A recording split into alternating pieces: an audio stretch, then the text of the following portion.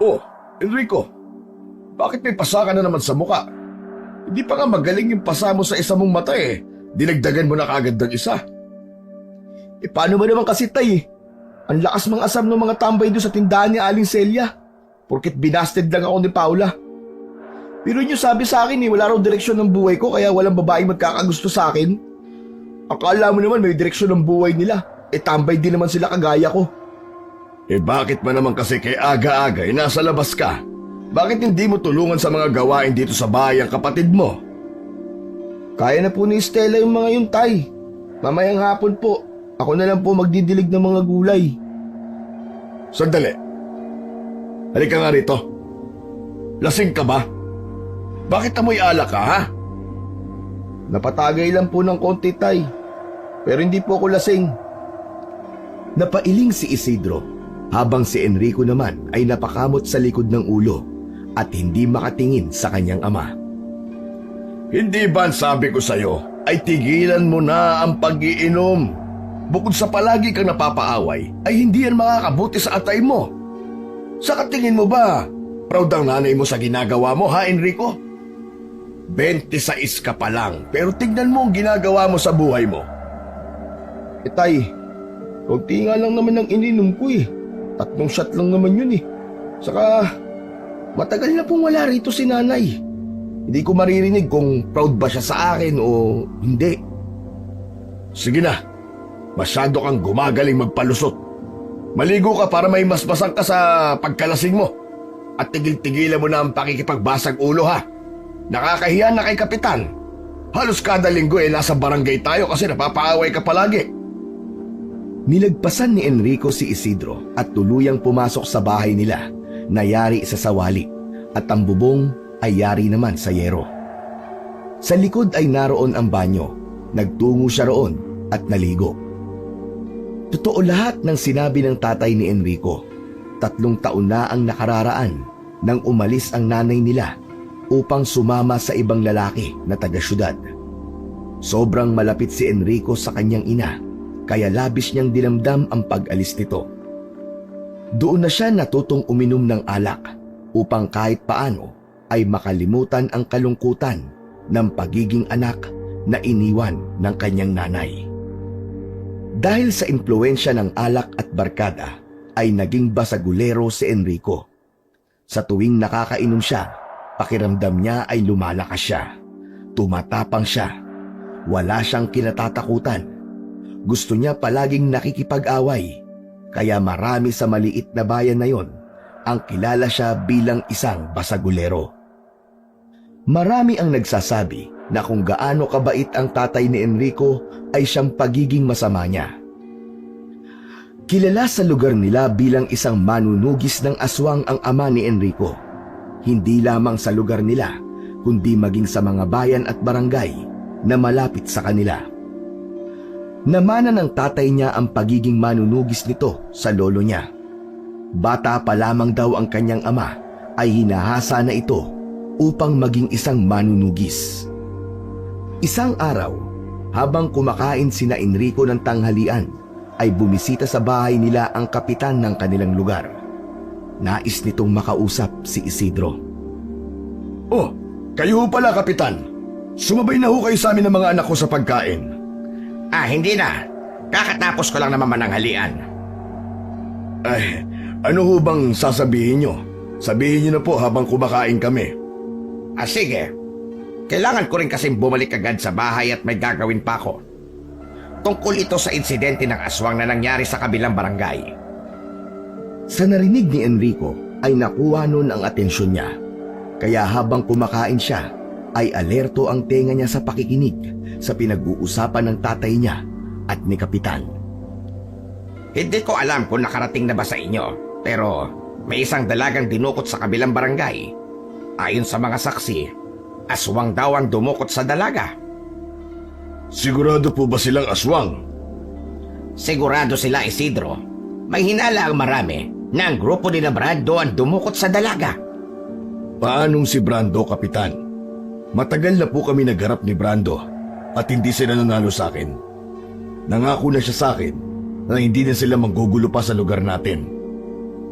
Kaya sa ibang lugar na sila nang gugulo, Isidro. Dediretsuhin na kita. Alam mong ikaw lang ang pwede naming asahan pagdating sa ganitong bagay. Nakikiusap ang mga taga-kabilang barangay na tulungan mo sila sa naging problema natin dati. Hindi pwedeng makalimutan ni Enrico ang tinukoy na problema dati ni Kapitan ng kanilang barangay. Nung binatilyo pa lamang si Enrico, ay nanggulo ang isang grupo ng mga aswang na pinamumunuan ng isang lalaki na ang pangalan ay Brando. Karaniwang biktima ng mga yon ay kababaihan. Ang totoo, hindi alam ni Enrico kung ano ang ginagawa ni Brando sa mga babae. Ngunit may hinala ang marami na ginagawang palahian ni Brando ang mga babaeng dinudukot upang mas dumami pa ang lahi ng mga aswang. Ngunit dahil sa kakayahan at tapang ng tatay ni Enrico, nagawa nitong talunin si Brando. May pagkakataon na sanang patayin ni Isidro noon si Brando, ngunit nakiusap si Brando na titigil na ito sa pagkuha ng mga babae sa lugar ni Enrico. Maninirahan na lamang daw ito sa bundok, kasama ang mga natitira nitong alagad. Sadyang maawain si Isidro, kaya nakipagkasundo ito kay Brando kapalit ng pagpapalaya nila sa ibang babaeng dinukot. Tumupad naman si Brando sa kasunduan, kaya simula noon ay wala na silang nabalitaang pag-atake o muling pandudukot ng mga kababaihan ng grupo ni Brando. Nakiusap si Kapitan kay Isidro na baka maaari nitong kausapin si Brando na ibalik ang dinukot nitong babae. Ayon kay Kapitan, hindi kailangan na muling magkaroon ng madugong labanan at baka madala pa si Brando sa pakikipag-usap. Baka raw matakot si Brando kay Isidro kapag ito ang kumausap sa pinuno ng mga aswang na nakatira sa kabundukan. Ipinakita na rin ni Kapitan ang litrato ng babae upang alam nila ang itsura ng babaeng kailangan nilang hanapin. Pumayag naman si Isidro. Hindi na nagtaka si Enrico dahil alam niya kung gaano kabukas ang puso ng ama sa pagtulong. Tay, sigurado ka ba talaga na pupuntahan mo si Brando sa kuta nila sa bundok? Oo. Baka kung ano pang gawin nila sa dinukot nilang dalaga. Hindi ako pwedeng tumanggi kay Kapitan. Malaki ang tulong na naibibigay niya sa atin sa tuwing kinakapos tayo. Pero tay, hindi po ba mapanganib yung kung mag-isa lang kayong pupunta ron? Mapanganib nga kung wala akong dalang armas at proteksyon. Isa pa, alam ni Brando ang kakayahan ko. Hindi siya uubra sa akin. Ang bala ko rin, bukas ng umaga ako magpupunta sa kuta nila para hindi sila ganun kalakas. Alam mo tay, mas maganda kung isama niyo ako para meron kang backup kung sakali mang may hindi magandang mangyari. Nag-aalala po kasi ako sa inyo eh. Walang problema. Sa totoo lang, gusto kong ituloy mo ang pagsasanay mo para maging isang manunugis. Kaya lamang, simula nang matuto kang uminom ng alak, ay nawala ka na sa focus. Noon ay sinabi ni Isidro kay Enrico na nais nitong manahin niya ang pagiging manunugis nito. Wala na raw kasing ibang pwedeng sumalo ng bagay na yon, kundi tanging si Enrico lamang.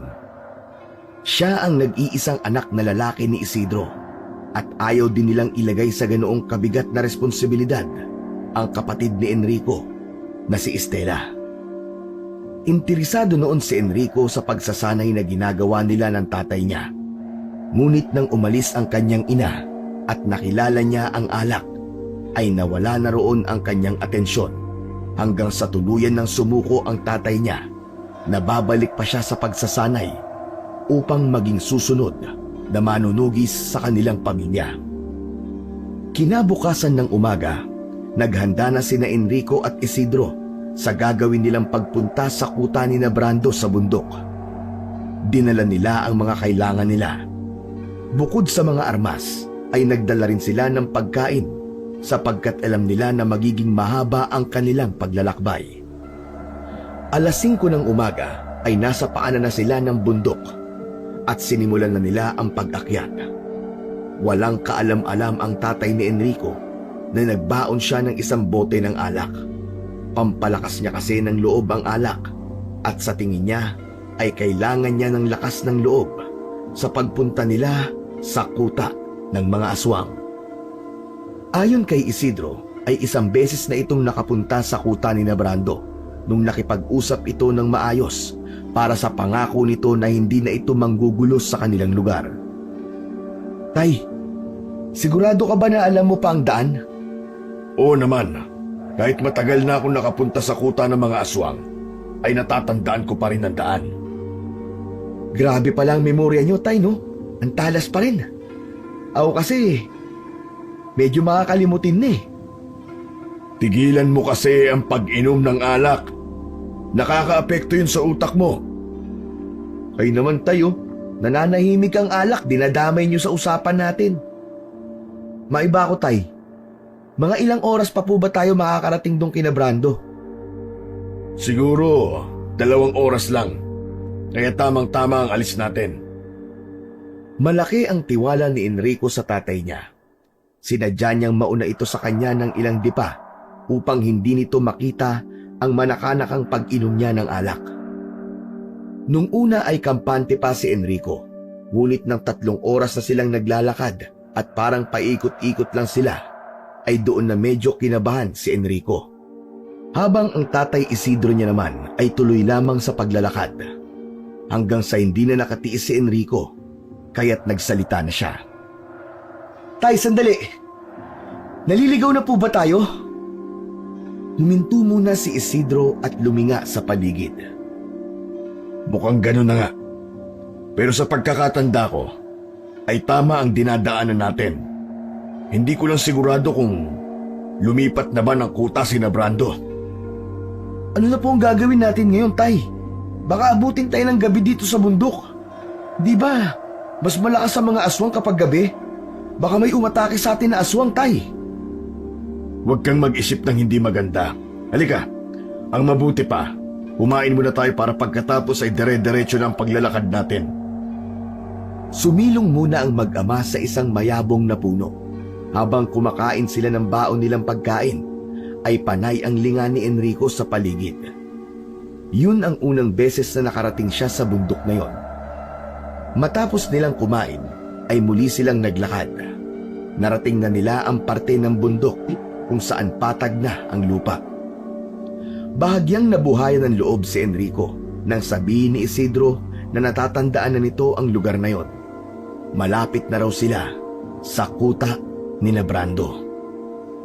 Tuloy lang sina Enrico sa paglalakad hanggang sa mapunta naman sila sa mas magubat na bahagi.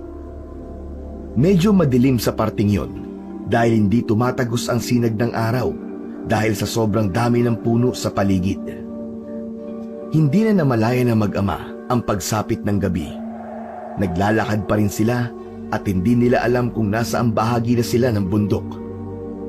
Kanina, bumaba sila sa isang matarik na bangin at pagkatapos ay puro kapatagan na ang kanilang nakita. Hindi na nila alam kung paano sila makakabalik sa kanilang pinanggalingan. Tay, pwede bang magpahinga na muna tayo? Pagod na ako eh.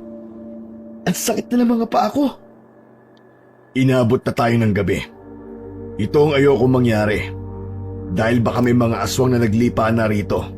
Lalo na't hindi natin alam kung nasa paligid lang ba ang kuta ni Brando. Tatay, baka pwedeng bukas na ng umaga na lang natin hanapin ang kuta na yon. Hindi ko na po talaga kaya. Pagod na ako. Naghanap si Isidro ng pwede nilang pagpalipasan ng gabi. May nahanap itong isang maliit na kuweba at yun ang napili nilang pagtaguan. Kakaunti lang ang pagkain at tubig nila. Hindi sila nagdala ng marami dahil ang akala nila ay makakababa rin sila ng bundok sa araw din na yon. Habang kumakain si Isidro, ay napansin niya na nakaupo lang ang tatay niya at nakatingin sa labas ng kuweba. Tay, ba't hindi po kayo kumakain? Ito, hati tayo rito. Hindi na anak. Sa'yo na lang yan. Basta tirahan mo ako ng tubig at ayos na ako. Tay, kung hindi po kayo kakain, manghihina po kayo niyan. Paano po kayo makakalakad niyan bukas? Huwag mo kong alalahanin anak. Alam ko ang kapasidad ng katawan ko. Pagkatapos mong kumain ay pwede ka nang matulog. Magbabantay ako rito para masiguro nating ligtas tayong dalawa sa magdamag. Sa pagkakataon na yon, ay naramdaman ni Enrico ang pagmamahal ng tatay niya sa kanya. Hindi sila malapit sa isa't isa kahit nag-uusap sila. Marami siyang bagay na hindi sinasabi dito, kagaya ng dahilan niya kung bakit siya palaging naglalasing. Kahit ayaw kumain ng tatay niya, ay nagtira pa rin siya ng pagkain para rito. Kung sakali na magutom ito, ay meron itong mailalaman sa tiyan niya kahit paano. Tumabi si Enrico kay Isidro. Napansin niya ang kaseryosohan sa muka ng kanyang ama. Parang ang lalim po ng iniisip niyo . Bigla ko lang kasing naalala ang kapatid mo. Mag-isa lang siya sa bahay natin. Tapos ang sabi ko pa sa kanya, ibabalik din tayo kagad sa bahay. Panigurado ko, nag-aalala yun sa atin. Kaya nga po . Pero alam kong marunong naman po si Estela sa gawaing bahay. Sigurado ko na ayos lang po yun ngayon. Saka sigurado rin ako na bukas ay makakauwi na tayo pagkatapos nating mahanap ang kuta ni na Brando. Tama ka. Sana nga, Enrico. Hindi ko kasi kayang matanggihan si Kapitan lalo na't malaki ang naitulong niya sa atin. Hindi ko rin kayang pabayaan yung babaeng nawawala. Baka kasi si na Brando talaga ang kumuha sa kanya. Ewan ko ba sa'yo, Tay? Masyado ka kasing mabait . Wala akong magagawa, anak.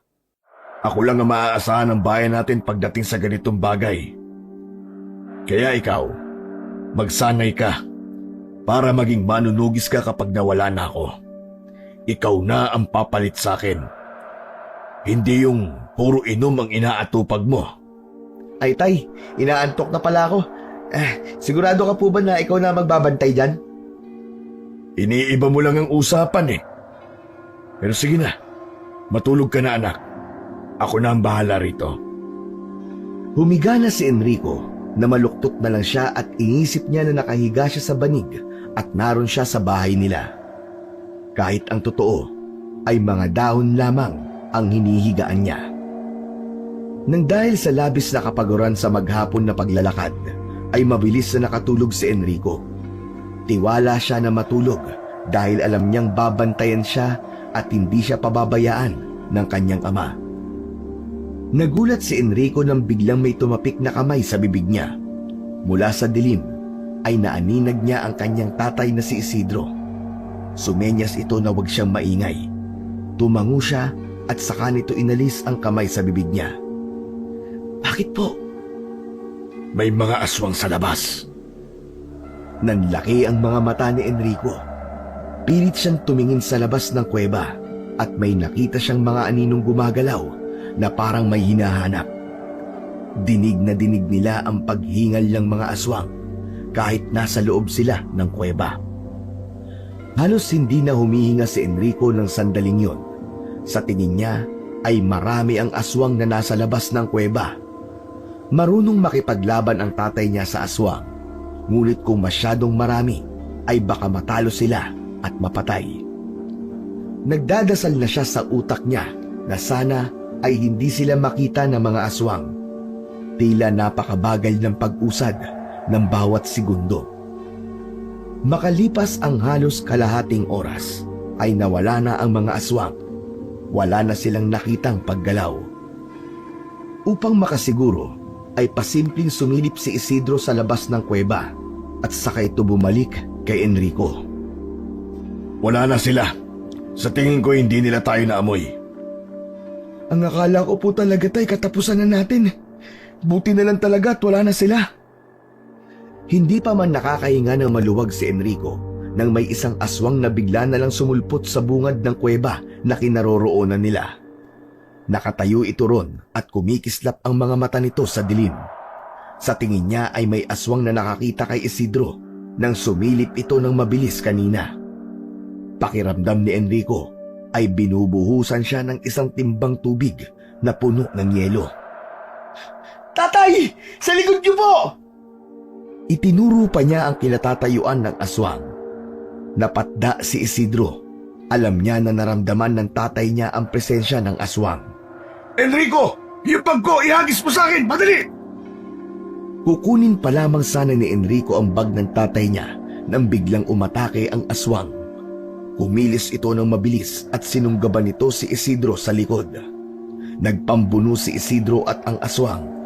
Natatarantang binuksan ni Enrico ang bag ng tatay niya at kinuha ang buntot ng pagi. Tumakbo siya upang saklolohan si Isidro. Malakas na sumigaw si Enrico at inihampas niya ang buntot ng pagi sa aswang. Ngunit tila nalaman ng aswang ang gagawin niya, kaya mabilis itong umalis sa likod ng tatay niya. Imbis na aswang ang tamaan, nahampas niya ang tatay niya at tinamaan ng buntot ng pagi. Isang malutong na mura ang nasabi ni Isidro. Naku po! Sorry tay, sorry! Yung aswang kasi biglang umalis eh. Inagaw ni Isidro sa kanya ang buntot ng pagi at ito ang humarap sa aswang. Muling umatake ang aswang, ngunit sinalubong ito ng dalawang malalakas na hampas ng buntot ng pagi sa muka. Napaatras ang aswang at tumakbo palabas ng kuweba. Enrico! Kunin mo mga gamit natin! Kailangan na nating makaalis dito! Agad na sinamsam ni Enrico ang dalawang bag na dala nila at sabay silang tumakbo palabas ng kuweba. Isinukbit niya ang isang bag sa likod at ang isa ay sa harapan. Hindi na sila maaaring magtagal doon dahil sigurado na tatawagin ng aswang na nakalaban nila ang iba pa nitong kasamahan. Habang tumatakbo ay inilabas ni Enrico ang isang itak. Itinali niya sa bewang niya ang puluhan nun. Hindi na alam ni na Enrico at Isidro ang direksyon na tinatakbuhan nila. Ang tanging nasa isip lang nila ay ang makalayo sa mga aswang. Nararamdaman ko na nasa likod natin sila. Bilisan pa natin. Tay, pagod na po ako. Kung gusto mo maging hapunan ng mga aswang, sige, magpahinga ka. Takbo lang ng takbo ang mag-ama. Nang sandaling lumingon si Enrico sa likuran nila, ay nanghilakbot siya dahil sa dami ng mga aswang na humahabol sa kanila. Sa dami ng mga yon, sigurado siya na wala silang laban ng tatay niyang si Isidro.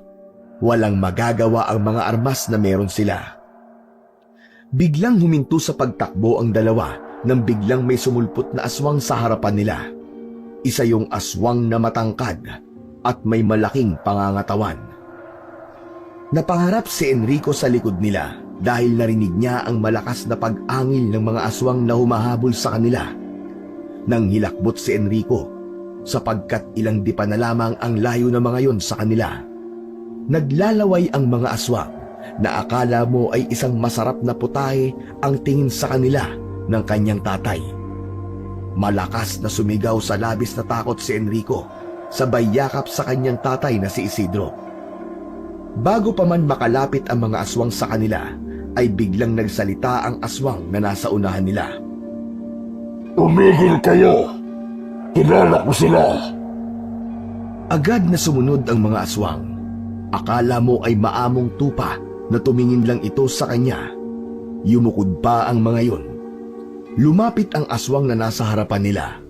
Habang unti-unting nasisinagan ng liwanag ng buwan, ang mukha nito ay unti-unti ring nagbago ang anyo nun hanggang sa maging isang tao na.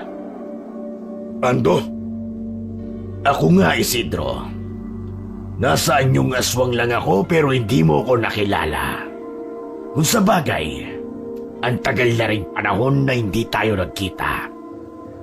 Anong ginagawa mo rito sa bundok? At sino yung kasama mo? Anak ko ito, si Enrico. Ikaw talaga ang sinadya namin dito sa bundok. Naligaw lang kami. Mabuti na lang at sumama ako sa pangangaso sa mga alagad ko. Kung hindi, baka napatay na nila kayo. Pangangaso? Hindi ka ba makapaniwala? Oo, pangangaso. Yan na ang ginagawa namin ngayon dito sa bundok simula ng ating kasunduan. Hindi na kami bumababa sa kapatagan. At ang mga hayop dito sa bundok ang aming kinakain. Hindi na nagsalita si Isidro. Alam ni Enrico na duda ang tatay niya sa sinabing yun ni Brando, habang si Enrico ay hindi pa rin umaalis sa pagkakayakap sa kanyang ama. Hindi pa rin nawala ang takot niya dahil sa napapaligiran sila ng napakaraming mga aswang. Tumingin si Brando kay Enrico. Naaamoy ko ang takot mo. Hindi ka ba nagmana sa tatay mo? Alam mo ba na minsan na akong tinalo ng tatay mo sa isang labanan? Kaya nandito kami ng aking mga kauri dahil sa isang kasunduan. Nakatitig lang si Enrico kay Brando. May kakaiba sa mga tingin nito para mas lalo siyang makaramdam ng takot. Yun ang unang beses na nagkaroon siya ng pagkakataon na kausapin ng isang aswang. Gusto kitang makausap, Brando. Alam nyo, masyado na malalim ang gabi. Bakit hindi mo na kayo magpalipas ng gabi sa aming kuta upang makapagpahinga? Baka nagugutom na kayo o nauuhaw. Mapagkakatiwalaan ba namin kayo, Brando? Malakas na tumawa si Brando. Isidro. May isa akong salita. Kahit matagal na ang ating naging kasunduan, ay pinanghahawakan ko pa rin yun. Wala kayong dapat na ipag-alala ng anak mo. Sumunod kayo sa akin. Mas ligtas kayo sa aming kuta kesa dito sa maraming mababangis na hayop. Tumalikod si Brando at nagsimula ng maglakad. Sumunod agad dito ang mga aswang na nasa likuran nila. Hindi pa rin umaalis sina Enrico at Isidro sa kinatatayuan nila. Tay, ano? Sasama ba talaga tayo sa kanila? Parang ayoko eh. Nakakatakot sila. Kailangan nating sumama sa kanila, anak. Kailangan makausap ko si Brando kung sila ba ang dumukot sa babaeng nawawala. Basta, maging handa ka lang palagi. Sumunod sina Enrico at Isidro kay Brando at sa mga alagad nitong aswang. Halos isang oras silang naglakad bago sila nakarating sa kuta ng mga aswang. Para yung isang maliit na bayan na puro kubo ang bahay. May ilang aswang na nasa anyong tao ang nasa labas at masama ang tingin sa kanilang mag-ama. Huminto si Brando sa pinakagitna ng kuta. Dito kayo sa tabi ko, Isidro at Enrico. Hayaan niyong ipakilala ko kayo sa aking nasasakupan dito sa bundok. May pag-aalinlangan na sumunod si Enrico kay Isidro nang lumapit ito kay Brando. Hindi pa rin naaalis ang takot sa dibdib niya. Mas lalo pa yung lumala sapagkat nasa kuta na sila ng mga aswang. Kung alam lang niya, dapat pala ay uminom ulit siya ng alak na dala niya upang magkaroon siya ng lakas ng loob. Doon ay napagtanto ni Enrico na kaya niyang makipagbugbugan sa tao pero sa aswang ay mukhang hindi. Makinig kayo lahat sa akin. Meron tayong bisita na mga tao. Biglang umangil ang mga aswang sa paligid na animoy mga asong bundok na umaalulong. Ngunit kumalma kayo at huwag niyo silang sasaktan. Ito si Isidro. Alam kong ilan sa inyo nakakakilala sa kanya. Siya lang naman ang manunugis na muntik na akong mapatay ilang taon na ang nakararaan. Ngunit dahil sa meron siyang mabuting puso, hinayaan niya akong mabuhay kapalit ng pagtatago natin dito sa bundok. Kung hindi dahil sa kanya, malamang ay wala na tayong lahat ngayon dito. Kaya hinihiling ko sa inyo na huwag niyo siyang sasaktan at ang kanyang anak na si Enrico. Matapos na magpakilala ay inakbayan ni Brando si Isidro. Tumingin ito kay Enrico at ngumiti ng malaki. Nagugutom na ba kayong dalawa? Maaari ako magpahanda ng pagkain sa mahusay naming tagapagluto rito. Busog pa kami, Brando. Pero kahit tubig man lang sana bigyan niyo kami. Magbibigay kami ng tubig sa inyo. Pero sumama muna kayo sa akin. Ako ang mismo mag-aatid sa inyo sa kubo na inyong tutulugan ngayong gabi para makapagpahinga na kayo. Ngunit hindi kami maaaring magtagal dito. Kailangan na kitang makausap. Hindi pa ba tayo nag-uusap ngayon, Isidro? Ang ibig kong sabihin ay kausapin ka sa dahilan kung bakit kami nandito ng aking anak. Marahang tinapik ni Brando si Isidro sa balikat at mahinang tumawa. Isidro, wala akong ganang makipag-usap ngayon ng mga seryosong bagay. Para puntaan mo ko rito sa aking kuta. Alam kong hindi biro ang bagay na sasabihin mo. Bukas ng umaga na lang tayo mag-usap. Sumunod ay sa akin. Nagkatinginan sina Enrico at Isidro. Wala na silang nagawa kundi ang sundan si Brando sa kung saan man sila nito dadalhin.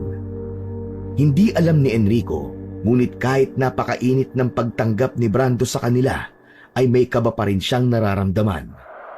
Inisip na lamang niya na baka dahil sa alam niya na aswang si Brando, ay kaya ganon ang nararamdaman niya. Alam niya kasi na ang natural na ginagawa ng isang aswang ay kumain ng tao. Dinala sila ni Brando sa isang maliit na kubo. Matagal nang walang nakatira sa kubo na ito. Siguro ay sadyang inilaan ito para sa inyong mag-ama. Ipapahatid ko sa inyo ang tubig nyo upang makainom kayo. May mga gamit din dyan sa pagtulog, kaya sigurado ko na magiging komportable kayo. Maraming salamat. Bukas ng umaga mag-uusap tayo. Huwag mong kalilimutan. Hindi ko kalilimutan. Iiwan ko na kayo at tutulong ako sa pag-aasikaso ng mga mababangis na hayop na nahuli namin ngayong gabi. Magandang gabi sa inyong dalawa.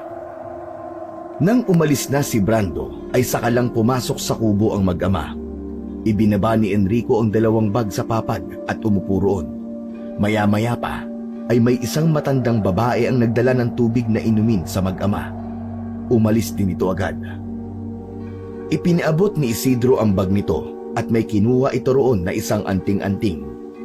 Isinabit nito yun sa may pintuan. Alam ni Enrico kung para saan yun. Yun ay para maprotektahan sila sa mga aswang.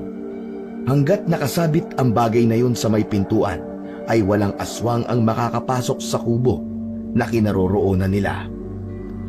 May nakitang gasera si Enrico at sinindihan niya yun gamit ang dala nilang posporo. Ipinatong niya ang gasera sa maliit na lamesa na gawa sa kawayan. Tay, sa tingin niyo po ba, mapagkakatiwalaan talaga ang Brando na yun? Sa totoo lang anak, hindi. Nakikisakay lang ako sa kanya dahil hindi natin sila kaya sa dami nila. Kaya ganun din ang gawin mo. Huwag mong ipakita na natatakot ka sa kanila. Hindi tayo aalis dito hanggang hindi natin nalalaman kung nandito ba talaga yung babaeng nawawala.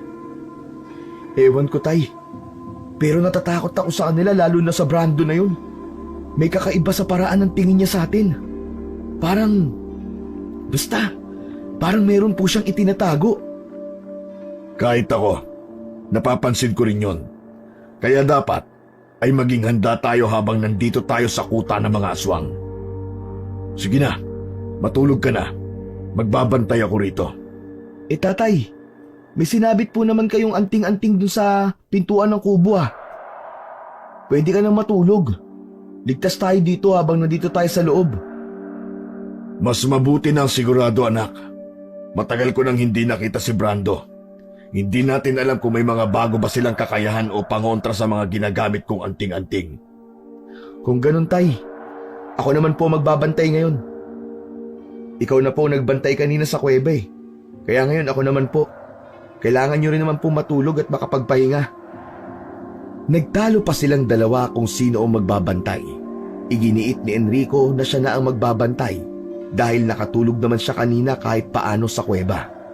Sa huli ay nanalo si Enrico. Humiga na si Isidro sa papag at natulog. Habang mahimbing na natutulog ang tatay ni Enrico, ay pinagmasdan niya yon. Nakikita niya na ang bakas ng katandaan sa kanyang ama. Meron na itong kulubot sa muka at kaunting puting buhok. Nang sandaling yon, ay naisip niya na maaaring kakaunting oras na lamang niyang makakasama ang kanyang ama. Hindi man lang niya ito napagtuunan ng pansin dahil hanggang sa sandaling yon ay patuloy siyang nagluluksa sa pagkawala ng kanyang ina.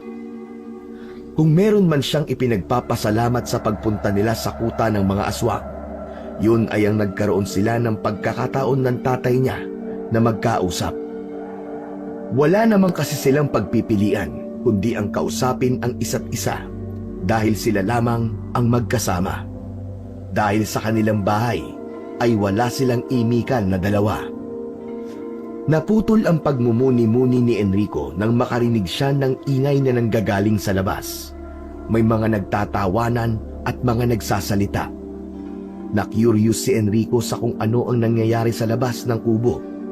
Lumapit siya sa may bintana at marahang yung binuksan ng kaunti.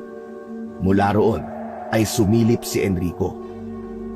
Napasinghap siya nang makita niya na nagtutulong-tulong ang mga aswang sa pagkatay ng mga baboy ramo. Kitang-kita niya kung paano winakwak ng mga aswang ang mga hayop gamit lamang ang matutulis na daliri ng mga yon. May iba na hinihila ang bituka at kinakain yung nanghilaw. Ang iba naman ay sinasahod ang dugong tumutulo sa lamesa kung saan kinakatay ang mga baboy ramo. Hindi na kinaya ni Enrico ang kanyang nakikita. Isinarado niya na ang bintana at lumayo roon. Umupo na lang siya sa gilid ng papag at pilit na nilabanan ang antok. Napabalikwas ng gising si Enrico nang makarinig siya ng malakas na pagtilaok ng manok. Hindi niya namalayan na nakatulog na pala siya. Maliwanag na ng sandaling yon. Hindi niya nakita ang tatay niyang si Isidro sa loob ng kubo, kaya't nagmamadali siyang lumabas. Natigilan siya dahil lahat ng tao na nasa labas ay napatingin sa kanya. Nakaramdam siya ng pagkailang, kaya umiwas siya ng tingin sa mga yon. Naglakad-lakad siya. Hinanap niya ang kanyang tatay Isidro. Sa pagliko niya sa isang gilid na isang kubo, ay nagulat siya nang may biglang sumalubong sa kanya. "Tay! Nakakagulat ka naman! Saan po kayo galing?" Nang magising ako kanina, anak, hinanap ko agad si Brando para makausap ko na siya. Pero ayon sa mga napagtanungan ko, umalis si Brando kanina madaling araw. Hindi raw alam ng mga narito kung saan nagpunta. Paano natin siya matatanong tungkol doon sa nawawalang babae? Yun na nga eh. Hindi pa tayo maaaring umalis dito hanggat hindi natin nalalaman kung hawak ba ni Brando ang babae na yon. Ano pong gagawin natin ngayon, Tay? Wala tayong magagawa. Hihintayin natin si Brando. Kapag dumating na siya, tatanungin ko na kagad siya sa gusto nating malaman sa kanya. Pero sa ngayon, ikutin muna natin ang kuta nila. Baka nandito yung babae. Maghiwalay tayo para mas mabilis. Pero Tay, natatakot ako eh. Enrico, wala kang maaabot kung palagi mong pinapairal ang takot mo. Takot ang pipigil sa'yo para gawin ang mga bagay na gusto mo mangyari sa buhay mo. Yan ang papakatandaan mo, anak. Natahimik si Enrico sa sinabing yun ng kanyang tatay dahil tumagos yun sa buong pagkatao niya. Matapang lang siya kapag nakakainom at lasing siya. Ngunit kapag hindi, palagi na siyang pinangungunahan ng takot, lalo na sa mga aswang. Wala nang nagawa si Enrico kundi ang sumunod sa sinabi ng kanyang tatay Isidro. Naghiwalay sila ng tatay niya. Ramdam niya ang mga mata ng mga naroon na nakatingin sa kanya. Iniiwasan na lang niyang makasalubong ang tingin ng mga aswang na nasa anyong tao. Pasimple siyang sumilip sa mga kubo na naroon. Wala siyang nakitang kahinahinala. Makalipas ang ilang minuto, ay muling nagkita ang mag-ama. O ano, anak? May nakita ka ba? Wala po, Tay. Tay, hindi po kaya wala talaga rito yung babaeng nawawala? Baka naman hindi si na Brandon dumukot sa kanya. Hanggat hindi natin nakakausap si Brando, hindi tayo aalis dito. Isang matandang babae ang lumapit kina Enrico at Isidro. Ayon dito, ay oras na para sa almusal. May isang mahabang lamesa sa gilid ng kuta kung saan nakaupo na ang lahat ng nakatira roon. Nakatingin ang mga yun sa kanila, kaya halos nakayuko na si Enrico. Magkatabing umupo sina Enrico at Isidro. Nakita nila ang kanilang almusal, kanin at inihaw na karne. Lihim na napalunok si Enrico. Hindi niya kasi alam kung anong uri ng karne ang nakahain. Sinabi ng matandang babae na kumain na sila. Akala mo ay gutom na nilantakan ng mga naroon ang pagkain na nasa lamesa, habang si Enrico at Isidro ay nagkatinginan lamang. Alam ni Enrico na parehas ang tumatakbo sa utak nila ng kanyang ama. Nagdadalawang isip sila kung kakain ba sila o hindi. Tumingin ang matandang babae sa mag-ama at tinanong sila nito kung bakit hindi nila ginagalaw ang pagkain nila. Lola, parang busog pa po pala kami. Magtutubig na lang po kami ng anak ko. Anong oras babalik si Brando? Kailangan na kasi namin siyang makausap. Ayon sa matandang babae, hindi nito alam kung anong oras darating si Brando. Isa pa raw, kabastusan na hindi sila kakain, gayong pinaghirapan ng mga ito ang pagluluto.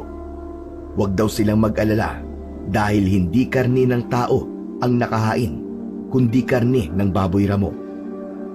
Pasensya na po sige ho. Kakain na kami, kasabay nyo. Kakain talaga kayo, Tay? Oo, sa tingin ko'y nagsasabi naman siya ng totoo. Isipin mo na lang na ito yung mga nahuli nilang baboy ramo kagabi. Tiningnan ni Enrico ang inihaw na karne. Dinampot niya ang isang tipak at sinipat yun ng mabuti. Napangiwi siya dahil may balahibo pa sa tabanon. Nakita niya na nakatingin sa kanya ang lahat ng mga aswang na para bang hinihintay na kumain siya. Kakain na po ako. Salamat po sa grasya. Pikit matang kumagat si Enrico sa inihaw na karne at agad niya yung sinundan ng pagsubo ng kanin. Halos hindi niya yun ginuya at nilunok niya kagad yun. Kumain na rin si Isidro ng mabilis. Ganon din ang ginawa ni Enrico. Inisip na lang niya na baboy ramo talaga ang kinakain niya. Pagkatapos kumain ay napatakbo si Enrico palayo sa kuta. Itinuon niya ang isang kamay sa isang puno at yumukod siya. Sinundot niya ng daliri niya ang lalamunan hanggang sa mapasok siya. Kahit anong isip niya ay hindi pa rin mawala sa isip niya na merong chance na karne ng tao ang nakahain kanina para sa almusal. Maya-maya pa ay lumapit si Isidro sa kanya at tinapik-tapik siya sa likod. Matapos sumuka ay pulang-pula ang mata ni Enrico. Tay, hindi niyo po ba isusuka yung kinain niyo? Hindi na. Mas gusto kong isipin kung anong oras babalik si Brando. Alam niyo, Tay, nakakalata na talaga ako sa Brando na yun. Kagabi pa siya parang umiiwas na magkausap kayong dalawa. Alam niyo na mag-uusap kayo ngayon pero bakit bigla siyang umalis? Yan din ang hinala ko, anak. Marahil ay alam ni Brando kung tungkol saan ang pag-uusapan namin. Pero sa sandaling bumalik siya rito, hindi ko na siya hayaan na umiwas na naman sa atin. Tay, gusto ko na po talaga makaalis rito. Habang nandito kasi tayo, pakiramdam ko nasa hukay ang kalahati ng katawan natin eh. Lumipas ang isang oras. Sumapit na ang tanghalian at kinailangan na namang kumain nila Enrico at Isidro. Tiniis na lang nila ang pagkain ng nakahain na karne. Matapos kumain, ay nagpalipas muna sila ng oras sa kubo. Nakatulog si Enrico habang si Isidro naman ay hinasa ang dala nilang itak. Nang magising si Enrico ay nakatayo si Isidro sa pintuan at nakatanaw sa labas. Tay, dumating na po ba si Brando? Nakausap niyo na po ba siya? Hindi pa, anak. Mukhang tama ang hinala natin na umiiwas siya. Huwag kang mag-alala, Tay. Kasi hindi naman siguro pwedeng hindi siya babalik dito. Kuta niya to eh. Siya ang pinuno ng mga aswang na narito. Nang sandaling yon, ay hindi pa rin makapaniwala si Enrico na halos isang araw na sila sa kuta ng mga aswang. Hindi niya magawang kumalma dahil pakiramdam niya ay palaging may panganib na nakaabang sa kanilang mag-ama. Ngunit wala siyang pagsisisi na sumama siya sa kanyang ama. Alam niya na kung nasa bahay lang siya at hindi agad makakauwi ito, ay labis siyang mag-aalala para sa kanyang ama. Unti-unti nang dumidilim, ngunit hindi pa rin bumabalik si Brando. mas lalong lumakas ang hinala ni na Enrico na sinadya yun ni Brando upang maiwasan sila. Ramdam na ni Enrico ang pagkainip ni Isidro. Makailang ulit na nitong hinasa ang itak. Alam niya na nagpapalipas lamang ito ng oras. Nang sumilip si Enrico sa labas ng kubo, ay nakita niya na naghahanda na ng hapunan ang mga kababaihan. Nako, kakain na naman tayo, Tay. Parang hindi ko na po yata kaya. Pakiramdam ko talaga karne ng tao yung pinapakain nila sa atin eh. Wala tayong magagawa kundi ang makisama sa kanila, anak. Nasa teritoryo nila tayo at hindi natin sila dapat galitin. Baka kung anong gawin nila sa atin. Eh ano pa nga bang magagawa natin kundi ang sumunod sa kanila? Pero sana naman dumating ng Brando na yon. Masyado nang halata ang pag-iwas niya sa atin eh. Tinawag ng muli si na Enrico para sa hapunan. Hindi niya alam kung wala bang ibang alam na luto ang mga naroon kundi inihaw lang. Yun kasi ulit ang ulam nila sa gabing yun. Sa gitna ng pagkain ay biglang dumating si Brando. May kasama itong dalawang lalaki na may dalang malalaking ahas na wala ng buhay. Tignan niyo ang aming nahuli. Napakalaking sawa. Sigurado ako na ilang araw din natin itong kakainin. Umupo na si Brando sa kabisera. Mabilis itong binigyan ng pagkain ng isang matandang babae. Nay, kausapin niyo na po si Brando para makaalis na tayo. Pagkatapos kumain, kakausapin na natin siya. Binilisan ni Enrico ang pagkain at sa hindi inaasahan ay nasamid siya. Agad siyang uminom ng tubig. Mukhang gutom na gutom ka, Enrico, ha? Dahan-dahan lang sa pagkain. Hindi ka mauubusan. Marami pa kaming nakaimbak na karne. Gusto mo pa ba? Hindi na po. Okay na po ako dito sa pagkain ko. Busog na nga po ako eh. Nakakatawa ang anak mo, Isidro. Magkaiba kayo. Matapang ka, habang siya ay matatakutin. Hindi po ako natatakot. Hindi mo kayang magsinungaling sa akin pagdating sa bagay na yan. Amoy na amoy ko ang takot mo, Enrico. Wala kang dapat ikatakot. Oo, mga aswang kami. Ngunit nagbago na kami. Wala na sa dugo namin ang pagkain ng tao. Pagpasensyaan mo ng anak ko, Brando. Naniniwala kami sa inyo na nagbago na kayo. Ngunit hindi sanay ang anak ko sa presensya ng mga aswang. Naiintindihan ko, Isidro. Wala kang dapat na ipaliwanag. Malaking ngumiti si Brando na nagbigay ng kakaibang takot kay Enrico. Matapos kumain, ay bigla na namang nawala si Brando. Hinanap nila ito at may nagsabi sa kanila na nagpapahinga na si Brando sa kubo nito.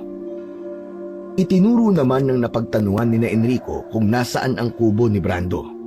Yun ang pinakamalaking kubo sa kutang yon. Magkasamang nagtungo roon ang mag-ama. Si Isidro ang kumatok, ngunit walang nagbukas. Nang itulak ni Isidro ang pinto, ay nalaman nila na hindi yun nakakandado dahil bumukas yun. Nanlaki ang mga mata ni Enrico nang makita niya ang ginagawa ni Brando sa loob ng kubo. Nakikipagtalik ito sa isang babaeng aswang. Mabilis na tinakpan ni Isidro ang mata niya, ngunit inalis niya ang kamay ng kanyang tatay. Naku! Pasensya na, Brando. Ipagpaumanin mo. Agad na isinarado ni Isidro ang pinto. Ngayon lang ako nakakita tayo ng aswang na nag-aano ah. Kagaya rin sila ng tao, anak, na may pangangailangan. Hintayin na lang natin silang matapos. Makalipas ang ilang minuto, ay lumabas na sa kubo ang babaeng kasama doon ni Brando. Muling kumatok si Isidro at pinatuloy na sila ni Brando sa loob. Nakatayo si Brando sa gitna ng kubo. Wala itong suot na pang-itaas. Paumanhin sa nakita nyo kanina. Ano pala ang kailangan nyo? Brando, hindi na ako magpapaligoy-ligoy pa. May babaeng nawawala sa kalapit na barangay namin. Gusto ko sanang itanong kung may kinalaman ka ron. Sandaling natahimik si Brando at matama nitong tiningnan si Isidro. Maya-maya pa ay marahan itong umiling. Hindi nito inaalis ang mata sa ama ni Enrico. Sinabi ko na sa inyo, matagal na kaming tumigil sa pagkain ng tao. Nagbago na kami. Duda ka pa rin ba kaya nandito kayo para itanong sa akin ang bagay na yan? Hindi naman sa ganun, Brando. Ngunit may ilang nakapagsabi na grupo mo daw ang dumudukot sa mga babae sa ibang lugar. Ang hinala pa nila ay ginagawa niyong palahian ng mga babae upang dumami kayo. Malakas na tumawa si Brando sa narinig. Wala ba kami mga babae rito upang kailanganin pa naming mandukot na mga kababaihan sa kapatagan? Nakita niyo ginagawa namin ng babae na narito kanina, hindi ba? Hindi pa ba sapat na patunay yon na hindi kami ang nandudukot sa mga babaeng sinasabi mo? Isa pa, hindi lang kami ang grupo ng aswang, Isidro. Alam mo naman na marami kami. Baka isa sa kanila ang gumagawa ng kaguluhan sa lugar na yon. Maaari ba naming tingnan ang lahat ng kubo rito para makasiguro? Insulto para sa akin na hindi mo ko pinaniniwalaan. Pero sige, pumapayag ako. Enrico, tara. Titingnan natin ang lahat ng kubo rito. Sasamahan ko na kayo upang hindi magtaka mga alagad ko kung bakit papasok kayo sa kubo nila. Dahil sa mapagkumbabang pananalita ni Brando, ay unti-unti nang naniwala si Enrico na totoo ang mga sinabi nito. Naisip niya na baka nga naman ibang grupo ng mga aswang ang nandudukot ng mga kadalagahan sa kanilang bayan. Sinamahan ni Brando si Enrico at Isidro sa mga kubo na naroon. Kakaunti lang ang kubo, kaya hindi nagtagal ay nagawa na nilang tingnan ng maayos ang lahat ng kubo. May nakita ba kayong babae na dinukot namin? Hindi ba't wala? Tama ka, Brando. Pasensya ka na kung napagdudahan ka namin. Wala yun sa akin. Ang importante ay napatunayan ko sa inyo na hindi na gumagawa ng masama ang grupo ko. Hanggang ngayon ay tinutupad ko pa rin na naging kasunduan nating dalawa noon. Hayaan mo at makakarating sa aming kapitan na wala kang kinalaman sa pagkawala ng mga babae. Brando, aalis na kami ng anak ko. Siguro naman ay nasa kapatagan na kami bago pumutok ang araw. Aalis na kagad kayo? Huwag muna. Dito na kayo magpalipas ulit ng gabi. Bukas ng umaga ay papasamahan ko kayo sa isa kong alagad na bumababa sa kapatagan sa tuwing may kailangan kaming bilhin doon upang hindi na kayo maligaw. Pero hindi na po kasi pwedeng magtagal eh. 2 gabi na po kaming hindi nakakauwi. Nag-aalala na po siguro sa amin ng kapatid ko. 2 gabi pa lang naman eh. May naisip ako. Ano kaya kung sumama kayo sa amin sa pangangaso ngayong gabi upang masaksiyan nyo na talagang nagpakabiyasa kami sa panguhuli ng mga baboy ramo para yun na lamang ang aming kainin? Nagkatinginan ang mag-ama. Kung si Enrico ang papipiliin, ay walang problema sa kanya kung manatili sila roon ng isa pang gabi. Nagkaroon kasi siya ng kagustuhan na makita kung paano mangaso ang mga aswang. Minsan lang yun mangyari sa buhay niya at baka hindi na maulit pa. Kung papayag si Enrico na manatili kami dito ngayong gabi, papayag na rin ako. Enrico, nasa iyo pala ang desisyon. Sige po. Dito na kami magpapalipas ng gabi at sasama na rin kami sa pangangaso nyo. Magandang desisyon. Maghahanda lang kami at tatawagin ko kayo kapag mangangaso na kami. Magkita tayo sa labas ng inyong kubo. Maya-maya pa ay kasama na nina Enrico at Isidro ang grupo ni Brando sa magubat na bahagi ng bundok. Nasa anyong aswang na ang mga ito, kaya medyo may takot si Enrico, lalo na at nasa tabi sila ni Brando. Nakatago sila sa makapal na halaman. Nag-aabang ang mga aswang sa dadaan na baboy ramo. Makalipas ang ilang sandali ay may isang baboy ramo ang dumaan. Nagulat si Enrico nang biglang nawala si Brando sa tabi nila at nakita na lang nila ito na sinusugod ang baboy ramo. Akala mo ay isang matulis na kutsilyo na bumaon ang kamay ni Brando sa ulo ng baboy ramo na agad nitong ikinasawi. Malakas na tumawa si Brando na akala mo ay napakalaking bagay ang nagawa nito. Tignan nyo, Isidro. Hindi ba't nakakatuwa? Nahuliin ang sarili niyong pagkain. Sa halos 2 oras na pangangaso ng mga aswang, ay 4 na malalaking baboy ramo ang nahuli ng mga yon. Aaminin ni Enrico na nag-enjoy siya sa panonood sa mga aswang kung paano manghuli ang mga yon ng pagkain. Bumalik na sila sa kuta ng mga aswang. Inihatid pa sila ni Brando sa kubo nila. Pumasok na roon sina Enrico at Isidro. Akmang papasok si Brando sa kubo, ngunit natigilan ito nang nasa pintuan na ito. Nakita nito ang nakasabit na anting-anting at bahagya itong natawa. Nagsabit ka pala niyan dito. Kaya pala hindi ako makapasok. Wala ka pa rin bang tiwala sa amin ng mga alagad ko? Pasensya na. Inilagay ko yan dyan nung unang gabi namin dito. Pero ngayon, wala na akong nakikitang dahilan para ilagay pa yan dyan. Buo na ang tiwala ko sa iyo, Brando. Tinanggal ni Isidro ang anting-anting na nakasabit sa itaas ng pintuan at isinilid yon sa bag. Nakapasok na si Brando ng kubo. Masaya ako na may tiwala ka na sa akin.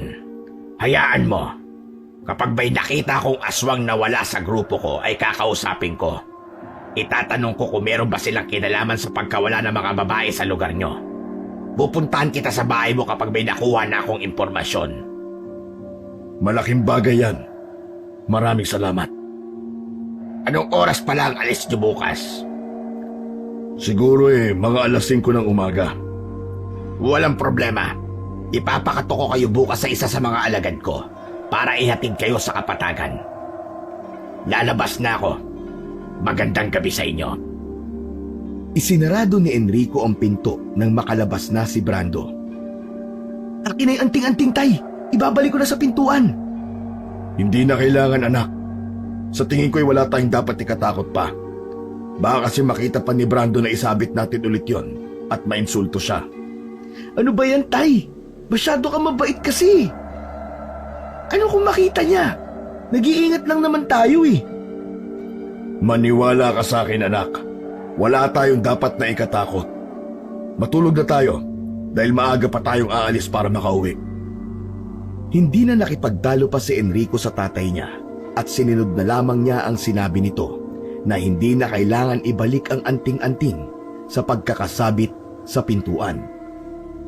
Pagkahiga ni Enrico ay agad siyang nakatulog.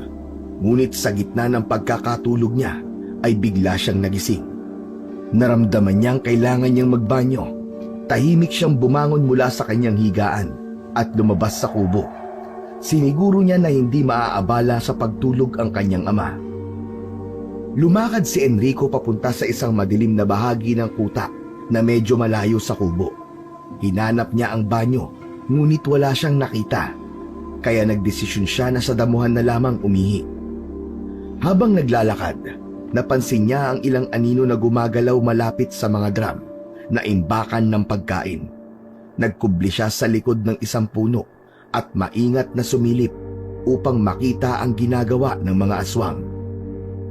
Nakita ni Enrico na may inilalagay na mga karne ang aswang sa mga drum. Kung ganun, doon pala ang imbakan nila ng mga pagkain. Matapos mailagay ng mga aswang ang mga karne sa drum, ay umalis na ang mga yon. Na-curious si Enrico kung paano ba nakaimbak ang mga karne. Nang masiguro niyang malayo na ang mga aswang, ay dahan-dahan siyang lumapit sa kinaroroonan ng mga drum. Binuksan niya ang isang drum at napangiwi siya sa maasim na amoy na sumingaw. Sumilip si Enrico at nakita niyang punong-puno yun ng mga karne ng baboy ramo. Binuksan niya ang pangalawang drum at ganun pa rin ang nakita niya. Hanggang sa napansin niya na merong drum na mas malaki kumpara sa iba.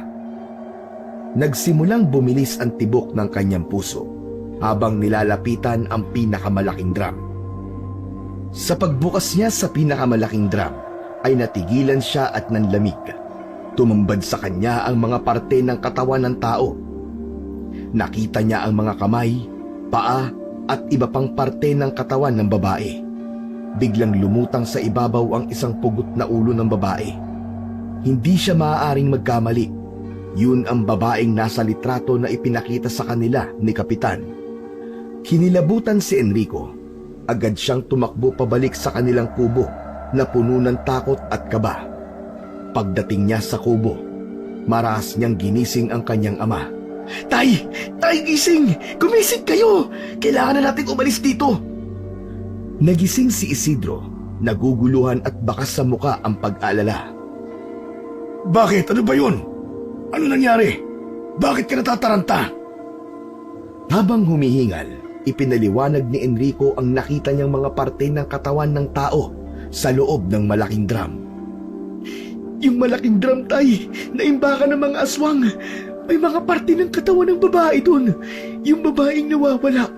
Nakita ko yung ulo niya na nasa loob ng drum. Sigurado ka ba sa nakita mo, anak? Oo naman po, malinaw po ang mga mata ko. Tay, nagsinungaling po si Brando sa atin. Sila ang nangunguha ng mga babae sa bayan natin. Nag-alab ang mga mata ni Isidro sa galit. Ayusin mo mga gamit natin. Aalis na tayo dito ngayong gabi. Mabilis na inayos ni Enrico ang kanilang mga gamit habang nakasilip sa bintana si Isidro. Ibinigay ni Enrico sa tatay niya ang buntot ng pagi habang ang itak naman ang sa kanya. Tay, handa na po lahat. Kailangan na po nating umalis. Sige anak, maging alerto ka lang. Dahan-dahan nilang binuksan ang pinto ng kubo. Tahimik nilang tinahak ang madilim na daan. Maingat ang bawat hakbang nila upang hindi makagawa ng ingay. Ang katahimikan ng gabi ay mas lalong nagpadagdag ng takot kay Enrico sapagkat pakiramdam niya, anumang sandali ay merong makakahuli sa kanila. Habang papalapit na sila sa gilid ng kuta, biglang lumitaw mula sa kadiliman si Brando. Nakangisi ito habang nakatayo sa harapan nila. Saan kayo pupunta, Isidro? Enrico? Hindi ba't alas 5 pa ng umaga ang alis nyo? Magsasalita sana si Enrico, ngunit inunahan siya ni Isidro. Naisipan kasi namin ng anak ko na ngayong gabi na kami maglakbay papunta sa Kapatagan. Nag-aalala na kasi ang aking anak na babae. Sigurado yun. Wala siyang kasama sa aming bahay. Ganun ba? Sa palagay ko, maayos lang ang anak mong babae. Anong ibig mong sabihin? Ilabas ang bihag! Mula sa isang kubo ay inilabas ng 2 aswang ang kapatid ni Enrico na si Estela. Hawak ng 2 aswang ang magkabilang kamay ni Estela. Habang wala itong tigil sa pagpupumiglas at pakikiusap na pakawalan nito. Hayop ka, Brando! Sinungaling ka! Ikaw at ang mga alagad mo ang dumukot sa mga kababaihan sa bayan namin. Pakawalan mo ang anak ko! Kung hindi mo magugustuhan ang gagawin ko sa inyo! Nakakatakot ka naman. Nanginginig na ako sa takot. Nginig na nginig. Nung tinalo mo ko sa laban, nandun tayo sa Kapatagan. Pero ngayon, nandito ka sa kuta ko. Anong laban mo sa akin? At isa pa, hindi ba dapat ay magpasalamat ka sa akin dahil dinala ko rito ang iyong anak na babae? Ilang araw kong pagsasawaan ang katawan niya hanggang sa makabuo kami ng maraming anak. At kapag wala na siyang pakinabang, gagawin namin siyang pagkain. Hindi yan mangyayari. Papatayin ka namin kasama ng mga alagad mong mahihina.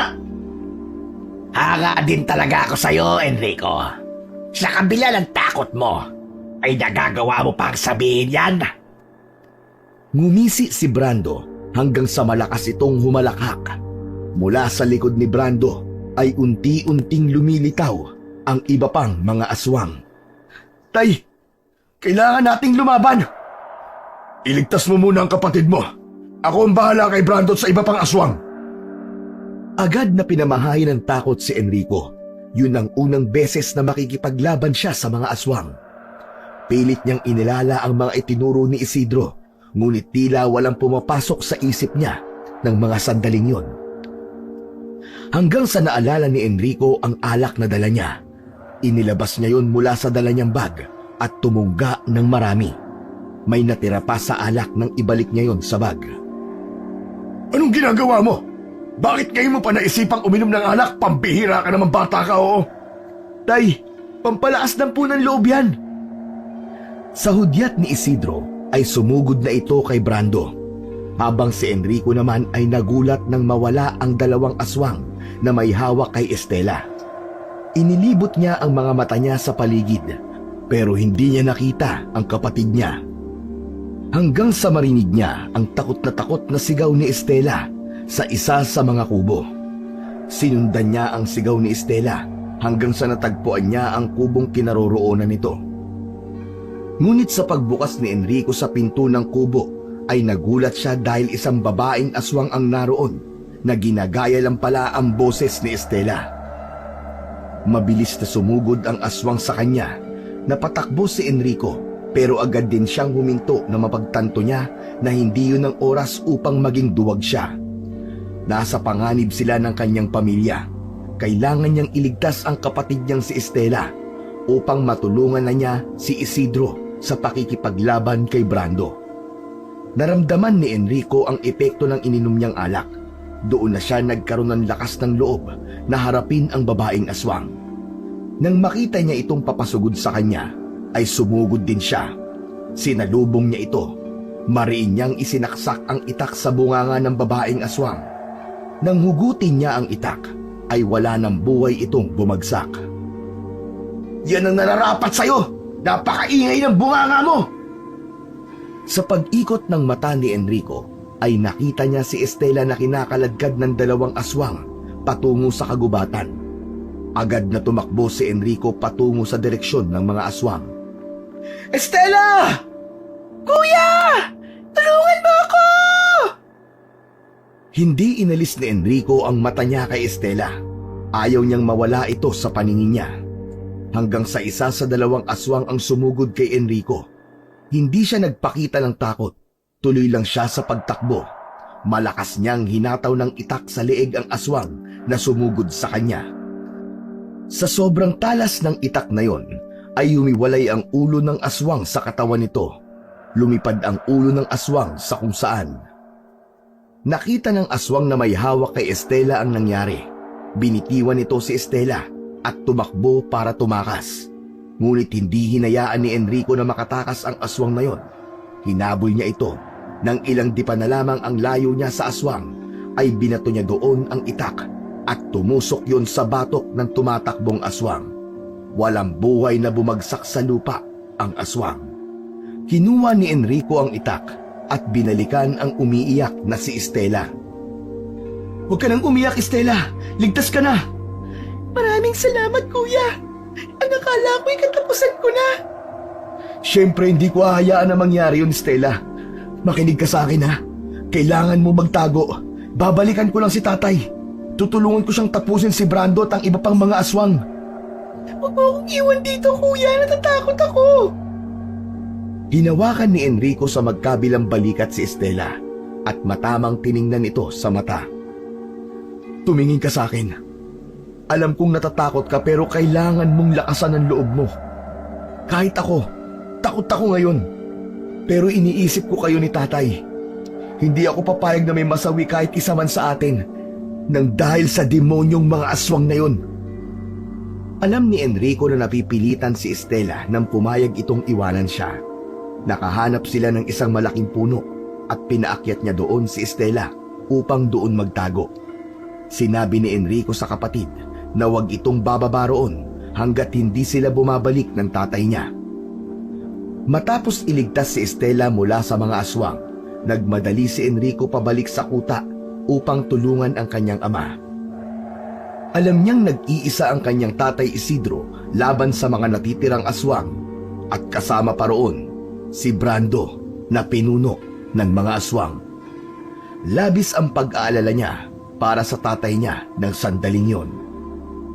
Nang makabalik si Enrico sa kuta ng mga aswang, ay nakita niya na napapalibutan ito ng mga aswang. Nagtago siya sa likod ng kubo.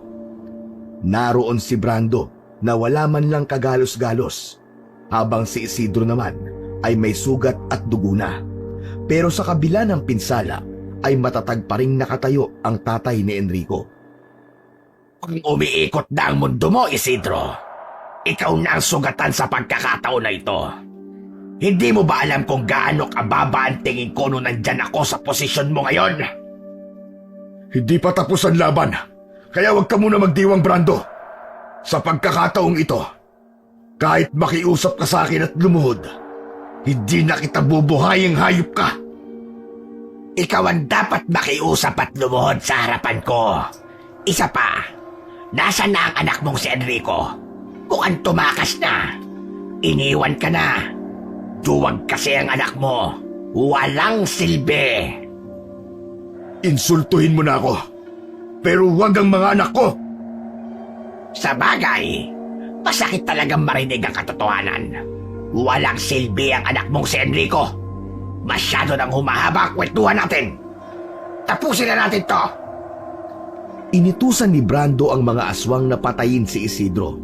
Biglang umatake ang mga aswang, ngunit mabilis at maliksi pa rin si Isidro. Ginamit ni Isidro ang buntot ng pagi. Bawat aswang na tinatamaan ng hagupit ng tatay ni Enrico ay humihiyaw ng dahil sa sakit. Habang patuloy ang pakikipaglaban ni Isidro sa mga aswang, ay nilalabanan din ni Enrico ang takot niya. Masyadong maraming aswang ang naroon at hindi niya alam kung mananalo ba sila. Nang nakita ni Enrico na nakalmot ng isang aswang sa likod si Isidro, ay napalabas siya sa pinagtataguan niya. Yun ang nagtulak sa kanya upang tulungan na ang kanyang ama. Agad niyang sinugod ang mga aswang. Tinaga niya sa leeg ang unang aswang na aatake sana sa kanya. Lumapit siya kay Isidro. Nagtalikuran sila upang protektahan ang isa't isa. Ang akala ko'y tumakas ka na. Si Stella nasan? Ligtas na po si Stella, tay. Huwag ka po mag-alala sa kanya. Nagpatuloy ang mag-ama sa kanilang laban. Si Enrico, gamit ang kanyang itak, ay nagpamalas ng walang takot na tapang. Tinataga niya ang mga aswang. Si Isidro naman, gamit ang buntot ng pagi, ay walang humpay sa pakikipaglaban. Bawat hampas nito ay may kasamang pag-asang manalo. Hanggang sa hindi nila namalayan na si Brando na lamang ang natitira sa mga aswang. Wala kayong silbi. Ang dami-dami nyo. Pero napatumba kayo ng dalawang mahihinang tao. Hindi nyo ako matatalo. Mga walang kwenta. Nag-anyong aswang na si Brando. Sumugod si Brando kay Isidro. Sa sobrang bilis ng pagkilos nito, ay nagawa nitong makagat si Isidro sa balikat. Inilabas ni Isidro ang nakatago nitong patalim at inundayan ng saksak sa tagiliran si Brando. Nagpatuloy ang pagpapalitan ng atake ni na Isidro at Brando. Nakangangalang si Enrico sa dalawa dahil tunay na napakahusay ng tatay niya sa pakikipaglaban sa aswang, kahit pasugatan at duguan na ito. Nung una ay nananalo pa si Isidro, ngunit sa hindi inaasahang pangyayari ay nawalan ng balanse si Isidro. Nabitiwan nito ang hawak na itak at sinamantala yon ni Brando. Tinalunan ni Brando si Isidro at tinapakan ito sa dibdib gamit ang isang paa. Mabilis na kinuha ni Brando ang itak na nasa lupa at itinapon yon sa malayo. Sinong may sabi na hindi nananalo ang kasamaan sa kabutihan? Isa kang tinik sa lalamunan to, Isidro. Kailangan mo nang mamatay para muli akong makapaghasit ng takot sa bayan mo. Enrico, panoorin mo kung paano ko patayin ang tatay mo sa harapan mo. Huwag kang mag-alala, dahil ikaw na ang isusunod ko. Isang malakas na sigaw ang pinakawalan ni Brando. Itinaas nito ang mga kamay at nakita ni Enrico na mas humaba at mas naging matulis ang mga kuko nito. Mabilis na nag-isip si Enrico. Naalala niya ang natitirang alak na nasa kanyang bag. Inilabas niya yun kasama ang posporo. Tumakbo siya palapit kay Brando at tinawag niya ang pangalan nito. Sa paglingon ni Brando ay ibinato niya ang bote ng alak sa mukha nito. Sa lakas ng pagkakabato niya ay nabasag sa mukha ni Brando ang bote at naligo ito sa alak. Sinindihan ni Enrico ang isang palito ng posporo at ibinato niya yon sa muka ni Brando. Nagliyab ang muka ni Brando at tumakbo ito sa kung saan-saan. Walang tigil ang pagsigaw nito dahil sa paglamon ng apoy sa muka niya. Tinulungan ni Enrico na tumayo si Isidro. Pinanood nila si Brando. Maya-maya pa ay patihaya itong bumagsak at hindi na gumagalaw, ngunit patuloy pa rin ang pagliyab ng muka ng pinuno ng mga aswang. Hinintay nila na mawala ang apoy bago nila nilapitan si Brando. Sunog na sunog ang muka nito. Alam nila na buhay pa si Brando dahil humihinga pa ito at nakabukas ang mga mata na nawalan na ng kulay. Ngayon mo sabihin na mananalo ang kasamaan sa kabutihan. Hoy Brando, kung makikita mo lang sana ang itsura mo ngayon, kamukha mo yung inihaw na karne na palagi mong pinapakain sa amin ni tatay dito sa mabaho niyong kuta. Bumuka ang bibig ni Brando at nagpumilit na magsalita. Huwag na. Huwag niyo akong papatayin. Nakikiusap ako sa inyo. Paus na ang boses ni Brando at halos hindi na yon maintindihan. Pinagbigyan kita ng isang beses, Brando. Ngunit anong ginawa mo? Sinayang mo lang. Napakatanga ko na kung pagbibigyan pa kita ulit ng isa pang pagkakataon. Pangako, tutapakin ko na ang usapan natin. Ayoko pang nadatay. Natahimik si Isidro. Nang tingnan ni Enrico ang tatay niya, ay kinakabahan siya dahil tila nag-iisip ito kung ano ang magiging desisyon nito. Kung papatayin ba nito si Brando o bubuhayin. Tay, huwag niyo po sabihin sa akin na pagbibigyan niyo pa ang Brando na yan. Hindi nagsalita si Isidro. Hinanap nito ang itak na pinagtapunan ni Brando. Nang makita nito yon, ay bumalik ito sa tabi ni Brando. Mataman nitong tiningnan ang naghihingalong aswang. Mabuti kang tao, Isidro. Hayaan mo akong magbago. Nakikiusap ako sa iyo. Nagtaka si Enrico nang ibigay ni Isidro sa kanya ang itak. Tay, anong gagawin ko rito sa itak? Ikaw na ang gumawa ng bagay na gusto kong gawin, anak. Ito na ang tamang oras. Napangiti si Enrico nang makuha niya ang ibig nitong sabihin. Hinawakan niya ang itak ng dalawa niyang kamay at walang pagdadalawang isip na itinarak niya yon sa tapat ng puso ni Brando. Isang mahabang paghinga ang pinakawalan ni Brando, saka ito sumuka ng dugo. Doon na huminto ang paghinga nito, kaya nasiguro nila na wala ng buhay ang pinuno ng mga aswang. Akala mo siguro bubuhayin ka pa namin, ha? Asa ka! Ginulo ni Isidro ang buhok ni Enrico. Pinahanga mo ko ng sobra, anak. Matapang ka. Huwag kang maniniwala sa sinabi ni Brando kanina. Ipinagmamalaki kita. Maluha-luha si Enrico sa sinabi sa kanya ni Isidro. Napakasarap sa pakiramdam na marinig na ipinagmamalaki siya ng kanyang tatay. Maraming salamat po, tay. Ako rin. Ipinagmamalaki ko po kayo. Makakauwi na tayo. Si Stella, nasaan? Sumunod po kayo sa akin.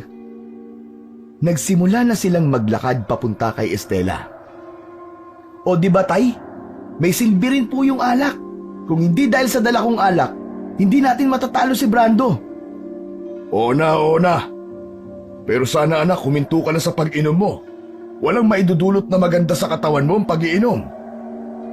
Pangako po, tay. Titigil na po ako sa pag-iinom. Narealize ko po kasi na kahit kayo ay nagluluksa pa rin sa pagkamatay ni nanay. Mas matagal nyo siyang nakasama pero hindi ko nakitang lumugbok at ibinaling sa ibang bagay ang kalungkutan. Kahit nagluluksa ka, tay, hindi mo pa rin kami pinabayaan ni Estela. Binalikan na ni Enrico at Isidro si Estela sa puno kung saan ito nagtatago. Nagpahinga muna sila sandali at nang unti-unti nang sumikat ang araw ay saka sila bumaba ng bundok. Tila isang himala na hindi naligaw sina Enrico sa pagbaba nila sa bundok dahil narating nila ang kapatagan. Bago sila umuwi sa kanilang bahay, ay dumaan muna sila sa bahay ni Kapitan upang sabihin ang mga nangyari. Nalungkot din sila dahil huli na at hindi nila nailigtas ang nawawalang babae sa kabilang barangay. Ayon kay Kapitan, ito na ang bahalang magsabi sa pamilya ng babae. Ngunit kahit paano, ay masaya pa rin sila dahil wala na si Brando at ang mga alagad nito. Sigurado si Enrico na magiging tahimik at payapa na ang kanilang bayan. Matapos makipag-usap kay Kapitan, ay naglakad na ang mag-aama pabalik sa kanilang bahay. Ang araw ay tuluyan ng sumikat na para bang nagdadala ng bagong liwanag matapos ang madilim na laban sa kuta ng mga aswang. Sa wakas, makakapagpahinga na tayo. Masayang sabi ni Enrico nang nasa harapan na sila ng kanilang bahay. Nauna nang tumakbo si Enrico palapit sa kanilang bahay at binuksan niya ang pinto. Agad siyang pumasok. Dumiretso siya sa maliit nilang kwarto at nanlaki ang mga mata niya sa gulat sa nakita niya roon. Nakahiga si Estela at mahimbing na natutulog. Naguluhan si Enrico kung naroon pala sa bahay nila ang kapatid niya. Malamang ay nilinlang sila ni Brando. Hindi totoong Estela ang dinukot ng mga ito, kundi isa sa mga aswang na ginaya lamang ang wangis ng kanyang kapatid na babae. Agad na sinakluban ng kaba si Enrico. Sumilip siya sa bintana at nakita niya nakausap ni Isidro ang peking Estela. Nakatalikod ang tatay niya sa gawin niya. Kailangan kong bigyan ng babala si Itay. Sa pagkakataon na yon ay nagising na si Estela. Tuwang-tuwa ito nang makita siya. Agad niyang ipinaliwanag kay Estela ang nangyari. Ayon kay Estela, ay imposibleng ito ang dinukot ng mga aswang dahil naroon lang ito sa bahay nila habang wala si Enrico. Estela, dito ka lang ha. Huwag kang lalabas kahit na anong mangyari. Mabilis na tumakbo si Enrico palabas. Nilapitan niya ang tatay niya. Ibubuka pa lang niya ang bibig niya upang isiwalat ang katotohanan nang makarinig sila ng malakas na sigaw ni Estela mula sa kanilang likuran. Lumayo ka sa kanila! Tatay! Enrico! Tumabi kayo! Nagulantang sina Enrico at Isidro nang makita nila si Estela na may hawak na mahabang kawayan na may tulis sa dulo.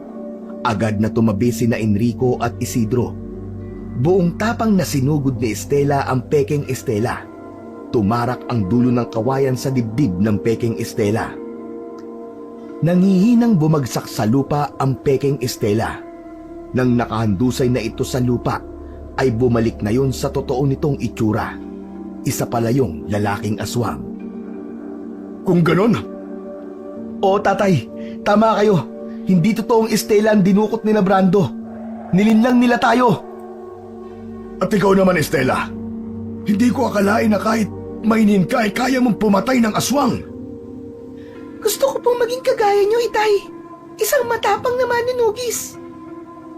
Paano yan? Gusto ko rin maging manunugis. Kung ganon, pwede na tayong tawagin na pamilyang manunugis. Saka na natin pag-usapan ang bagay na yan. Napakasaya ko dahil buhay kayong dalawa. Nagyakap ang mag-aama. Puno ng kaligayahan at pasasalamat ang puso nilang tatlo.